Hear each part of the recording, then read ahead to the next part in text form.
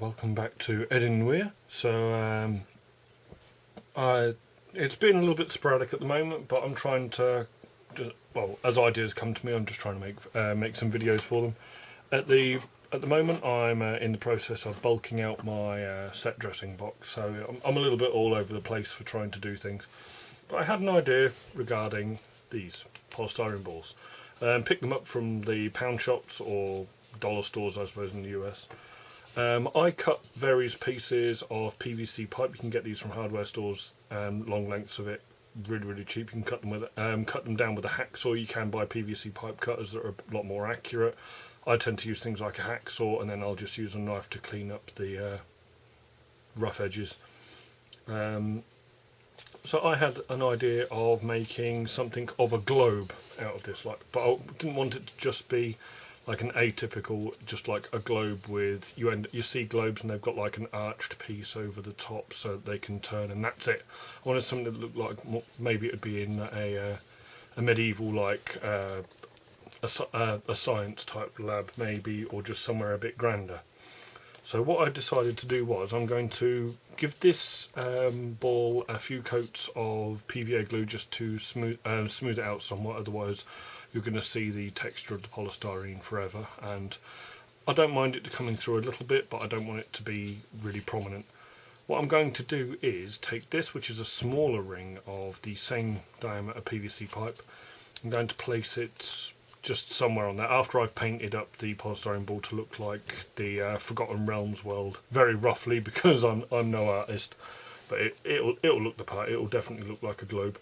And I'm going to place this ring just somewhere on it, and then within that ring, positioned off to one side, I'm going to place this smaller piece of PVC off to one side, and within where that ring's going to situate, I'm going to paint whatever the ground was behind it. I'm going to make it look like it zoomed in somewhat, and then maybe put a piece of clear plastic or something so this looks like a magnifying lens, so like the map is a lot more detailed than it would seem, and so this is a piece that would just move around.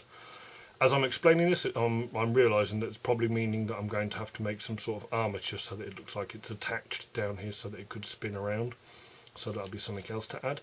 So that's the concept. I'm going to go ahead and give this a coat of a few coats of PVA glue, which is going to take a while to set, and then we'll come back. Alrighty then, so I've gone ahead, I've given the polystyrene ball a few coats of PVA glue, and as you can see, or may see, it's gotten rid of, now that I've painted it black, it's gotten rid of a lot of what would be consistent polystyrene, the texture of the different individual beads. So it's still got some texture, but for what I'm going to be doing with this, that doesn't pose a problem at all. I just use a cocktail stick to make it easy to paint. That's now irrelevant. So what I'm going to do with the design of this is, I've also painted the different pieces of plastic tube pieces black, just to get them all undercoated. I'm going to be painting the base section to be just a stone, then the subsequent small and larger rings that I've also painted black, I'm going to paint them a brass or maybe even a gold colour, and then but first of all I'm going to go ahead and I'm going to prime the world, as it were, with with just a little bit of deep blue, and that's just going to go all over it. I'll bring back the cocktail stick for this. It's going to go all over it, and then after that I can build up. This isn't going to show up too well because this is a rather deep blue, but then I can build up lighter areas of water, and then I can start working on the grasses and deserts and stuff like that. I found a map of the Faerun, which is predominantly where my players all play, so that's where I'm going to make my globe be representative of. And I'm going to try, I'm by no means an artist to that sort of degree, so it's more likely to just be some amorphous blobs with water and maybe some green, maybe some different shades of green and whatever else, just to make a bit of differentiation. So there's that, and so that'll be left for a little while to dry now. So I'm going to go with, where did I put it? So I just have another model colour, a model colour brass, and that's why I'm going to be doing the two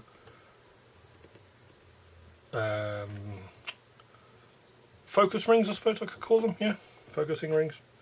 Just what like a cartographer might move around this globe to focus in on certain areas. Now obviously I can only paint a certain amount of this at any one particular time. I'm also toying with the idea of adding, like, using some black marker, just some dashes, and writing some nonsense onto these rings as well. Just there might be some cartographers' markings, etc. on them. Yeah, so I'll get on and finish painting these up. I've just noticed that my battery's dying, so that's another reason to cut this video for the temporal time being. So I'm just going to be painting this one inside and out, the small one inside and out. I'm going to colour this one just a grey colour in a similar way to how you've seen people like DM Scotty or the DMG paint their base tiles, and they've painted just like a stone work effect, which I find useful on any number of situations. So I'm going to get on with doing that, and I'll be back for you guys momentarily. Okay, so I've gone ahead, I've base coated this. You can see the blue a lot more prominently now.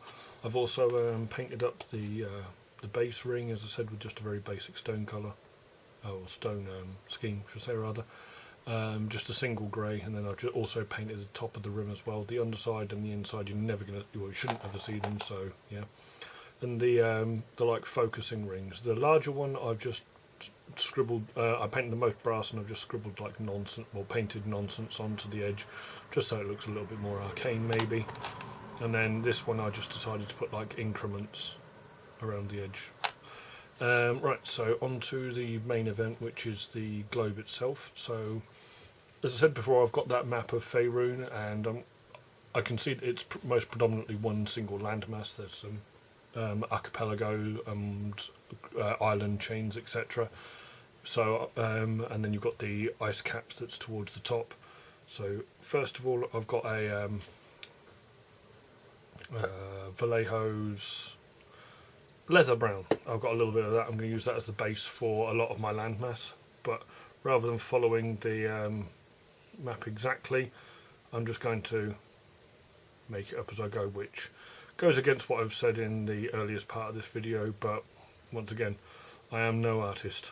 So yeah, so get a suitable size landmass, and I just don't think I'll be able to do it justice with like copying it over, so I'm not going to try, get really unhappy with it, and then I'd rather, my players aren't particularly that well versed with the land masses as they stand anyway, so there are a few small islands towards the top.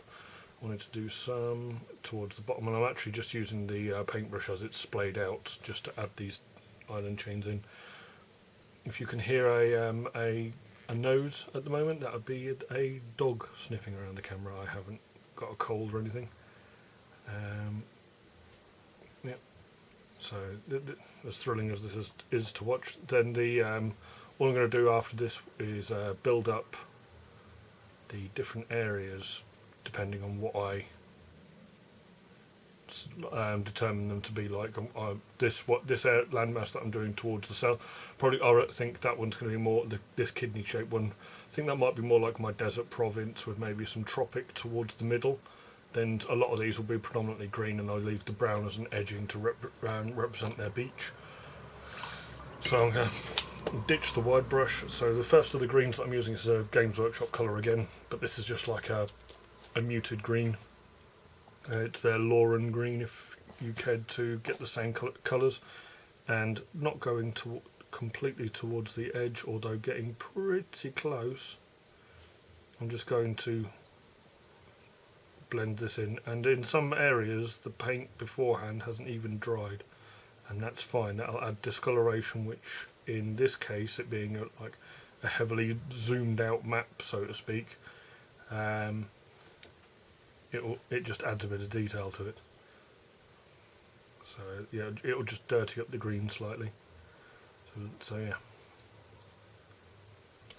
Oh, and I've just looked and noticed that I'm not even on camera. I do apologise. Right, so yeah, I'm just adding the green on areas.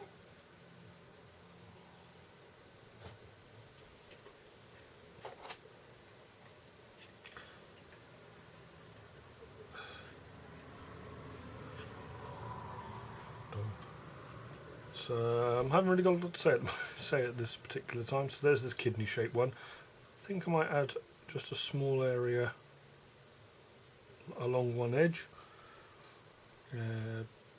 Maybe just something like, I'm doing it again. I really must adjust my boom arm. I do apologise again. I'm not doing fantastically well at this. So just towards the top and the side, the rest of that is going to be desert-like. Then you've got these small islands that I've added in. Ever so careful to maintain the brown as much as possible, because you want it to look like lush land masses, places maybe you'd want to visit. So yeah, and then we've got this small one down here.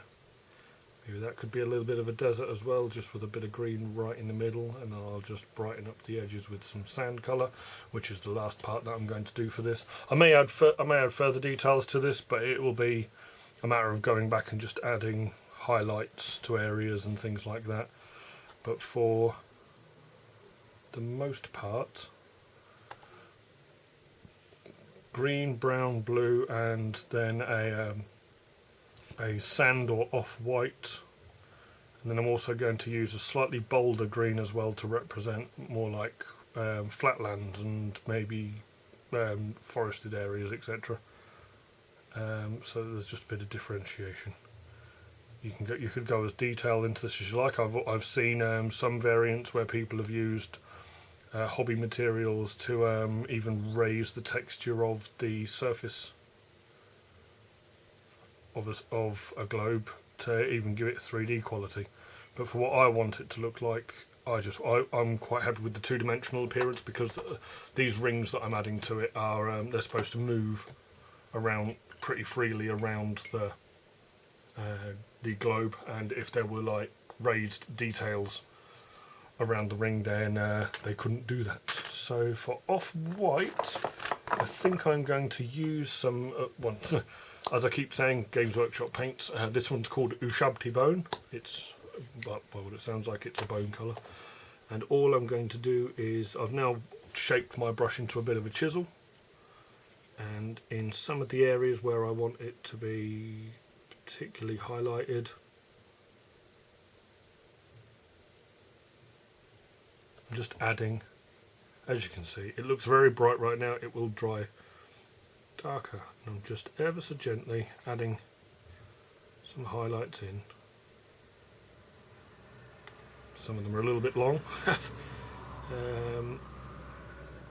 Yeah, so I've got one. So this is almost the end of my first batch of videos, just to test the waters and see how they fare, and if they do okay, then I shall continue on. I've got lots of projects in mind. I've even got some side oddity things, like some paraphernalia that I made for my group, just to make gaming a little bit easier. Oh, I've added a little bit too much there. Let's just try and... Oh, that turned out not too badly. I've just smudged away the excess and it's just dulled itself down enough.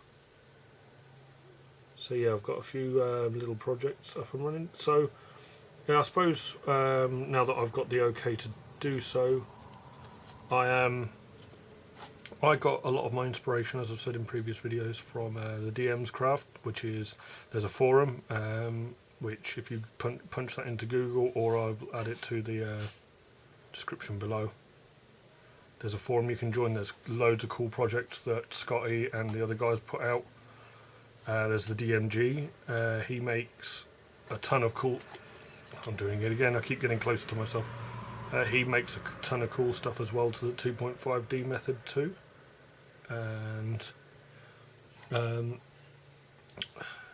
who else? There's Wylock. He makes some really cool stuff, slightly different scaling to his stuff, but he makes some really cool, really detailed pieces. And then there is Drunkards and Dragons. That guy is a fountain of knowledge. He's a wonderful resource, and quite possibly a wonderful guy. So yeah, there's plenty of other guys as well that are dotted around on the web. Those are the ones that I'm mentioning right now. As I come across more, I'll probably add them to the list, and I'll make mention of.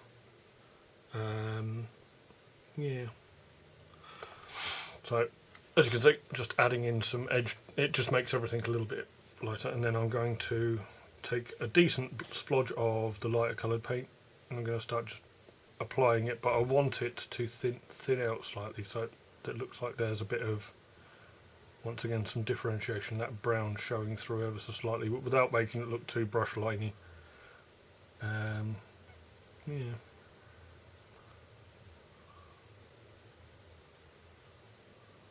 So maybe a little bit more, just around the tree line.